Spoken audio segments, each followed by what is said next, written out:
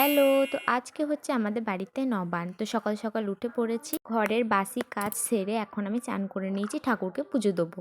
বাড়িতে পুজো আর শাড়ি না পরলে হয়? খুব একটা আমি শাড়ি পরি না, কিন্তু শাড়ি পরতে আমার বেশ ভালোই লাগে। তারপরে আমি দৌড়ে দৌড়ে মারুলি দিয়ে দিয়েছিলাম, মারুলিগুলোর ওপরে আলপনা আর বাড়ির ভেতরেও আলপনা দিয়ে দিই। তারপর আমি ঠাকুরকে পুজো দিয়ে দিই, আর এখানে ঠাকুরকে আমি প্রসাদ বাড়িয়েছিলাম। ভাই এখানে নারকেল করে দিচ্ছিল, আর এইদিকে মা সবজিগুলো সব বনিয়ে নিচ্ছিল। মা এক এক করে সব ভাজাভুজিগুলো করে নেয়। এইদিকে আমার বরমশাই চাল গুঁড়ি বাটছিল।